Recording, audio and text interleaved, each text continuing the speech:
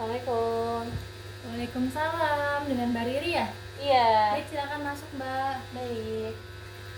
Silakan duduk.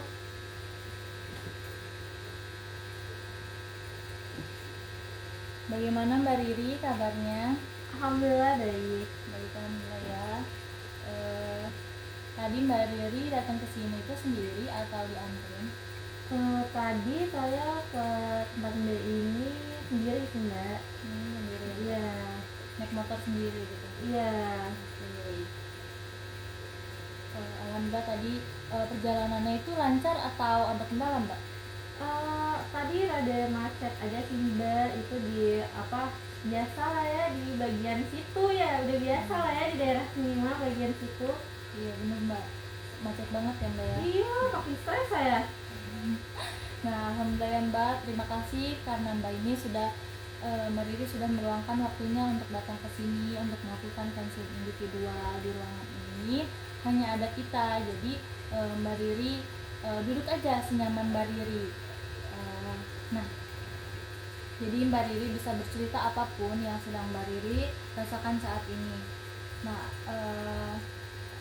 Mbak Riri sudah kenal dengan saya? Kemarin sih saya baru lihat ini aja sih di kayak invoice-nya gitu, tapi saya belum lihat Mbak secara langsung sebelumnya. Baik. Karena Mbak Riri belum kenal dengan saya izin memperkenalkan diri terlebih dahulu ya Mbak Riri. Nah, perkenalkan, nama saya Mufidah Hatinifus, konselor profesional yang sudah memiliki lisensi. Nah, mungkin ada yang Mbak Riri tanyakan terkait pribadi saya. Enggak nih Mbak. Oke, mungkin segitu saja perkenalan dari saya. Nah, sebelumnya Mbak Riri ini pernah mengikuti konseling individual? Sebelumnya sih saya belum pernah ya, jadi ini kali pertama saya. Oke. Nah, karena Mbak Riri belum pernah melakukan konseling individual, jadi saya mengucapkan terima kasih banyak kepada Mbak Riri karena sudah berani melakukan konseling individual saat ini. Nah, karena Mbak Riri juga belum memahami apa itu konseling individual, jadi saya izin menjelaskan terlebih dahulu terkait konseling individual ini. Nah, jadi Mbak Riri, konseling individual ini merupakan salah satu layanan konseling yang dilakukan oleh konselor profesional yaitu saya sendiri dan kepada klien yaitu Mbak Riri untuk memahami permasalahan yang sedang dihadapi serta menemukan alternatif cara mengatasi permasalahan yang akan Mbak Riri ceritakan hari ini.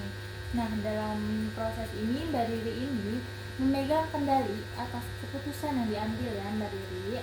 Nah, sementara saya ini hanya mendampingi agar pembicaraan yang kita lakukan ini berjalan terarah. Nah, Mbak Riri nggak perlu takut cerita Mbak Riri ini akan tersebar karena cerita yang Mbak Riri ceritakan hari ini akan saya jaga rapat-rapat. Jadi Mbak Riri bebas untuk mengemukakan masalah Mbak Riri yang sedang Mbak Riri alami saat ini atau akhir-akhir ini yang sangat mengganggu Mbak Riri. Pokoknya jangan ada yang ditutupi ya Mbak Riri. Nah, apakah Mbak Riri datang ke sini secara sukarela? Secara sukarela. Oke, terima kasih ya Mbak Riri. Nah, terus permasalahan yang Mbak Riri ceritakan hari ini adalah permasalahan yang baru-baru ini terjadi ya Mbak Riri. Jangan kayak udah 5 tahun yang lalu atau 3 tahun yang lalu. Nah, dan yang kayak itu keputusan semuanya yang hasil dari konseling individual ini adalah ada di tangan Mbak Riri. Oke, mungkin begitu saja penjelasannya. Apakah sampai di sini ada yang ingin Mbak Riri tanyakan? Mbak Riri sudah mengerti? Sudah Pak. Berarti tidak akan ada yang ditanyakan lagi ya Mbak? Tidak. Oke. Mungkin apa sih yang membuat Mbak Riri ini memutuskan untuk datang ke sini untuk berkonsultasi hari ini dengan saya? Oke, jadi gini Mbak, kan saya ini seorang guru gitu ya, jadi akhir-akhir ini tuh saya gitu. Terus saya ngerasa akhir-akhir ini tuh tuntutan pekerjaan tuh kayak banyak-banyaknya. Nah, abis itu kayak jam mengajar saya tuh saya rasa tuh padat banget. Nah, ditambah lagi saya juga kesulitan gitu buat menghadapi beberapa anak yang emang perilakunya rada bermasalah gitu. Oke. Baik, jadi Mbak ini merasa stres karena beban pekerjaan yang banyak, terus waktu mengajar yang padat, dan juga dalam menghadapi siswa dengan masalah emosi dan perilaku ya Mbak. Ya, Oke, terima kasih karena Mbak Riri sudah mulai berbagi cerita. Dari semua itu mungkin ada yang ada yang paling membebani Mbak Riri saat ini. Apa itu Mbak? kalau ditanya kayak gitu sebenarnya semuanya membebani saya ya, tapi mungkin yang paling capek itu lebih ke jadwal mengajar yang padat gitu. Jadi kayak saya rasa itu kayak gak ada waktu buat istirahat gitu. Jadi jadwal mengajar yang padat ini membuat Mbak Riri itu merasa kelelahan secara fisik dan mental ya Mbak?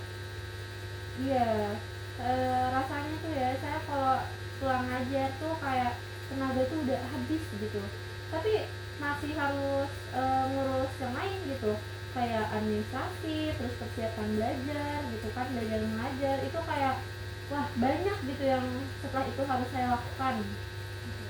Jadi setelah dalam mengajar, Mbak Riri ini masih dihadapkan pada tuntutan pekerjaan yang Mbak Riri yang dimana itu tidak sedikit. Jadi bagaimana sih pengaruh kelelahan itu saat Mbak Riri berada di kelas, terutama mungkin ketika menghadapi siswa yang bermasalah? Kalau gimana ya sih ya, sebenarnya saya tuh apa ya, jadi gampang emosi gitu mbak. Nah, apalagi kan ada siswa yang suka ngelawan, terus kayak marah tanpa sebab gitu kan, kayak tantrum, terus gak menjadi temennya. Ya saya juga jadi bingung gitu kan, harus bersikap kayak gimana gitu. Kebenarannya Mbak Riri ini berada di posisi yang sangat melelahkan ya Mbak. Di satu sisi Mbak Riri ini harus tetap bersikap profesional. Nah, tetapi di sisi lain juga Mbak Riri mempunyai emosi sendiri yang mungkin juga udah terkuras. Iya, jadi kadang itu saya merasa gagal gitu jadi seorang guru. Like, perasaan gagal itu pasti berat sekali ya Mbak Riri. Nah, mungkin kapan sih Mbak Riri ini mulai merasakan hal tersebut? Sebenarnya saya ngerasain perasaan kayak gini tuh udah beberapa bulan terakhir ini sih mbak. Apalagi kan ya itu ya, kalau di sekolah tuh ada siswa yang bermasalah. Nah itu tuh kayak nggak nunjukin perubahan gitu loh. Siswa ini kayak nggak nunjukin perubahan, walaupun udah ditegur, udah segala macem lah, tapi kayak nggak ada perubahan gitu. Jadi ketika Mbak Riri ini sudah melakukan segala hal yang mungkin Mbak Riri itu udah di luar batas gitu, tapi tetap tidak membuahkan hasil. Nah, akhirnya muncul dalam pikiran Mbak Riri ini bahwa Mbak Riri ini tidak mampu. Ya, terkadang saya merasakan hal itu. Baik, nah itu hal yang wajar sih ya Kak. Nah, mungkin saya ingin memastikan pemahaman saya ya Mbak. Jadi Mbak Riri ini merasa stres karena tuntutan kerjaan yang tidak sedikit, terus jadwal mengajar juga sangat padat, kelas juga menumpuk, dan akhirnya kelelahan itu memuncak gitu, serta kesulitan dalam menghadapi siswa yang mungkin bermasalah dalam secara emosional, sehingga Mbak Riri ini tidak bisa menyelesaikannya itu sendiri. Apakah itu sesuai dengan yang Mbak Riri rasakan? Iya, itu yang semuanya yang saya rasakan. Oke. mungkin dari cerita Mbak ini ya, saya melihat bahwa kelelahan fisik dan emosional yang dialami oleh Mbak Riri ini saling berkaitan. Jika Mbak Riri kelelahan, jika Mbak Riri berkenan, kita coba pahami lebih dalam makna dari stres yang sedang Mbak Riri alami. Boleh, mau Kak? Boleh. Saat merasa gagal nih ya Mbak, saat merasa gagal sebagai guru, apa sih yang sebenarnya Mbak Riri ini harapkan dari diri Mbak sendiri? Jadi saya tuh harap saya tuh bisa ngontrol kelas dengan baik gitu, dan membantu semua siswa, terutama beberapa siswa yang bermasalah itu. Jadi hal itu menunjukkan bahwa Mbak Riri ini memiliki kepedulian dan tanggung jawab yang besar sebagai pendidik. Itu sangat bagus loh Mbak. Nah, namun ketika tuntutan terlalu banyak dan waktu terbatas, harapan itu menjadi mungkin sangat berat untuk Mbak Riri agar tuntutan itu dipenuhi sekaligus. Benar Kak? Iya, setelah saya dengar itu saya sadar juga sih Mbak, ternyata seperti itu ya. Mungkin bisa jadi ya Mbak, stres yang Mbak Riri rasakan saat ini tuh bukan semata karena Mbak Riri ini tidak mampu untuk menyelesaikannya, tetapi karena mungkin beban dan tuntutan yang melebihi kapasitas energi Mbak saat ini. Jadi padahal Mbak itu sudah melakukan dengan baik, tapi karena karena hal itu tuh melebihi kapasitas Mbak, jadi Mbak merasa itu tuh tidak mampu gitu untuk Mbak jalani. Iya, saya rasa hal itu masuk akal Mbak. Kalau Mbak lihat sendiri diri Mbak nih Mbak, dari sudut pandang orang lain, misalnya kayak rekan guru atau mungkin capsek, apa yang mungkin mereka lihat dari usaha Mbak Riri lakukan selama ini? Saya rasa mungkin ya mereka itu mungkin aja gimana Mbak ya, melihat saya itu udah kerja keras gitu. Nah tapi saya melihat diri saya itu kayak apa yang dilihat sama rekan-rekan yang lain tuh, saya rasa itu nggak ada gitu di diri saya, jarang gitu. Diri saya melihat saya seperti itu.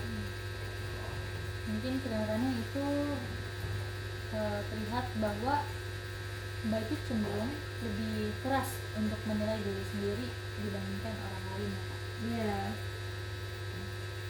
Mungkin sampai di sini nih Mbak, apakah Mbak mulai memahami bahwa stres ini bukan karena Mbak itu tidak kompeten atau tidak mampu, tetapi karena kondisi kerja ini yang sangat menuntut, apalagi kan pekerjaannya itu sangat tidak sedikit ya Mbak ya?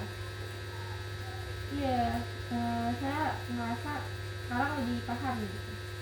Oke. Baik Mbak, dengan pemahaman ini nih Mbak, kita bisa mulai memikirkan langkah yang mungkin dapat Mbak lakukan agar semua permasalahan-permasalahan yang sedang Mbak alami saat ini itu dapat lebih terkendali, dapat jadi tidak membuat Mbak Riri ini stres. Menurut Mbak sendiri nih Mbak, mungkin langkah apa sih Mbak yang mungkin bisa membantu untuk mengurangi stres Mbak di sekolah? Mungkin ya saya perlu belajar cara menangani siswa yang bermasalah itu dengan lebih tepat, dan juga saya harus belajar lagi untuk mengatur energi saya sendiri. Baik, jadi ada dua fokus utama ya Mbak ya yang bisa dapat membantu untuk mengurangi stres. Jadi yang pertama itu adalah pengelolaan siswa, yang bermasalah dalam emosi, terus pikiran dan lain sebagainya. Dan yang kedua adalah pengelolaan di rimba itu sendiri ya Mbak. Nah, mungkin dari dua hal itu nih Mbak, dari pengelolaan siswa yang bermasalah dan pengelolaan di rimba sendiri, itu mana sih yang ingin Mbak coba terlebih dahulu? Mungkin saya ingin mulai dari ini deh ya, Mbak. Belajar menangani siswa yang bermasalah. Oke, baik, misalnya saya boleh kasih contoh Mbak? Boleh. Oke, baik, misalnya dengan berkontribusi dengan guru BK, wali kelas lain, atau mungkin Mbak ya, Mbak Riri ini bisa mengikuti pelatihan singkat tentang manajemen perilaku siswa. Nah, apakah itu sangat cocok untuk permasalahan yang Mbak alami? Iya. Ya, saya rasa saya lebih baik. Baik, jadi kita jadikan itu sebagai langkah awal ya Mbak. Untuk minggu ini mungkin Mbak Riri bisa fokus dalam berkomunikasi dengan guru BK tanpa menuntut perubahan yang sangat besar pada diri sendiri. Jadi Mbak Riri ini nggak perlu kayak harus apa ya, harus benar-benar apa sih, Kayak bergantung gitu Mbak, Iya. sama diri saya sendiri gitu ya ya. jadi kan di lingkungan Mbak Riri ini kan pasti banyak yang bisa membantu ya, yang bisa membantu Mbak Riri. Nah, mungkin nggak usah apa ya, nggak usah terlalu eh, dirasa gitu Mbak. Kalau misalkan emang tidak mampu, bisa minta tolong atau bisa minta saran kepada guru BK yang ada di sekolah itu, sekolah yang Mbak yang sedang yang Mbak ini, yang tempat kerja Mbak lah gitu. Nah, apakah ada yang ingin disampaikan lagi Mbak? Sudah cukup Mbak. Oke, mungkin karena Mbak Riri juga sudah tidak ada yang ingin disampaikan lagi, mungkin sudah selesai kali ya Mbak ya. Nah, sebelum menutup sesi hari ini ya Mbak ya, bagaimana sih perasaan Mbak Riri saat pertama datang? Kan tadi kan pas pertama datang tuh Mbak Riri kayak ngerasa stres banget gitu tuh saat menjalani kehidupan sebagai guru. Nah, mungkin ada perubahan saat kita selesai melakukan konseling nih Mbak. Oke, saya rasa dari tadi sih saya datang ke sini ada apa ya, stres gitu kan, kayak dari pikiran. Cuman setelah ikut ini sedikit apa ya, sudah rada terangkat lah beban stres saya. Jadi kayak udah enakan gitu, jadi lebih lega gitu. Baik-baik, saya ikut senang Mbak Riri mendengarnya. Nah, hal itu menunjukkan bahwa Mbak Riri ini mulai melihat situasi dengan sudut pandang yang lebih realistis, yang mungkin lebih cocok dengan Mbak Riri. Nah, jadi hari ini kita sudah memahami nih sumber stres Mbak Riri, bahwa sumber stres itu dari tuntutan pekerjaan, dari permasalahan siswa yang mungkin susah ditangani. Nah, itu hal itu tuh, kalau Mbak Riri merasa stres itu pasti hal yang wajar ya Mbak Riri, dan menyusun langkah awal yang bisa Mbak Riri lakukan tadi, seperti kayak mungkin mengelola siswa yang bermasalah dengan guru BK, atau mengelola diri sendiri, emosi diri sendiri. Nah, itu mungkin bisa dilakukan ya Mbak Riri. Nah, apakah itu sesuai dengan dengan yang Mbak Riri rasakan? Iya Mbak, sangat sesuai. Baik, mungkin segitu saja kali ya Mbak ya. Terima kasih karena Mbak Riri ini sudah terbuka dengan saya dan tidak ada yang ditutupi oleh Mbak Riri. Semoga Mbak Riri ini kedepannya bisa mengelola diri sendiri secara emosional, secara fisik. Jadi jangan terlalu jangan terlalu kayak dipikirkan lah Mbak. Jadi Mbak Riri bisa mikir kayak saya bisa kok, kalau misalkan emang saya nggak bisa, saya bisa minta tolong ke yang lain gitu Mbak. Nah mungkin jika Mbak itu kedepannya akan melanjutkan untuk mengevaluasi langkah yang sudah dicoba, kayak yang tadi sudah disebutkan ada 2 langkah itu. Nah saya siap untuk memulai sesi berikutnya. Mungkin sesi berikutnya eh,